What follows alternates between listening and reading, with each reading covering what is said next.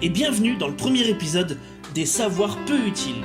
Un ensemble de petites choses qu'il est agréable de savoir, pour se la péter un peu, soyons honnêtes, mais qui foncièrement ne changeront pas vos vies. Aujourd'hui, le temps, le corps humain et les voitures.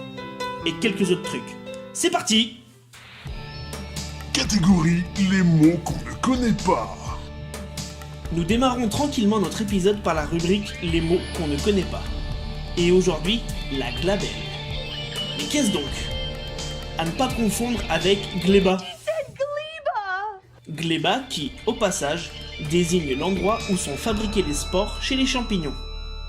Non, la glabelle, elle est bien de chez nous, chez l'homme, l'humain. Quoique, les champignons aussi parfois. La glabelle, c'est ça. Cette petite zone. Et tant qu'on y est, ça, c'est le filtrant. Voilà, maintenant, vous savez. Catégorie science. Attention, ça va être du costaud. Le temps est une convention. Pas genre Japan Expo ou Art to Play, hein, mais plutôt dans ce genre-là. C'est-à-dire que c'est quelqu'un qui, un jour, a dit « Tiens, j'ai faim. On va dire qu'il est midi. » Alors, j'imagine qu'en vrai, ça a été un peu plus compliqué que ça. En fait, pour vous donner un exemple, les secondes font partie du système international, comme le mètre. Et c'est en 1967, lors de la 13e conférence des poids et mesures, que les scientifiques ont défini la seconde comme étant la durée de 9 192 631 770 périodes de la radiation correspondant à la transition entre les deux niveaux hyper fins de l'état fondamental de l'atome de césium-133. On est bien avancé, hein? Alors, faut que j'explique ça maintenant. Commence fort cette série d'épisodes. En gros, très très gros, le césium c'est un métal. L'état fondamental, c'est quand le métal est neutre. Ni chargé électriquement, ni rien, que pouic-walou. Donc, jamais en conditions normales, j'ai envie de dire. Parce que suffit qu'il soit à l'air libre pour qu'il soit confronté à tout plein d'interactions. Donc déjà, c'est chaud. Niveau hyper fin, c'est encore plus chaud. Vraiment.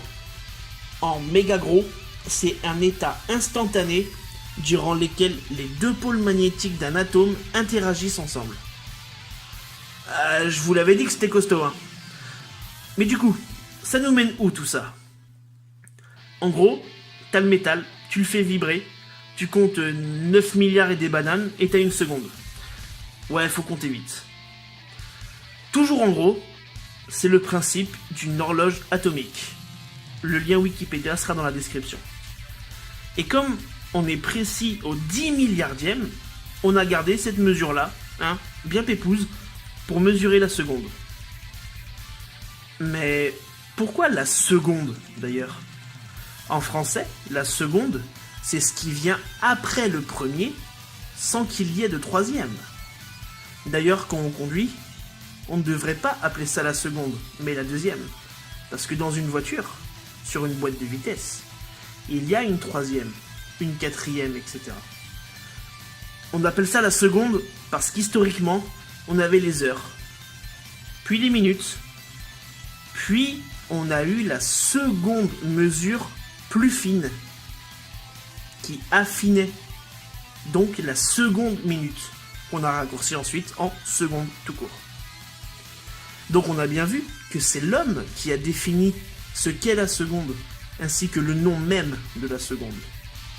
La seconde, qui régit la minute, qui régit l'heure, qui régit les, qui régit nos journées, notre façon de vivre et nos vies.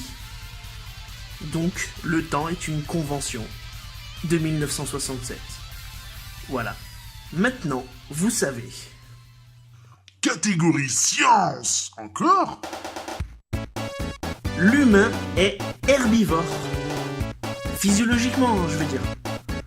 Je me base sur la vidéo de Gary Yourofsky, dont le lien est en description, pour ce savoir peu utile. Quoique. Attention, c'est le moment crade de la vidéo. La longueur de nos intestins est 7 à 13 fois plus grande que notre tronc. C'est la même longueur que tous les herbivores de la planète. A contrario, le système digestif des carnivores est plus petit, pour pouvoir se débarrasser rapidement de la viande pourrie et carriée. Il y a également plein d'autres éléments pour prouver que nous sommes des herbivores, tels que le fonctionnement de notre mâchoire. Notre mâchoire inférieure bouge de droite à gauche pour mastiquer. En un seul mot, hein. Comme tous les herbivores. Les mâchoires des carnivores ne savent que bouger de bas en haut et de haut en bas, pour arracher, déchiqueter. Notre salive contient des enzymes de digestion des glucides. Nous transpirons. Les carnivores ne transpirent pas. Ils halètent.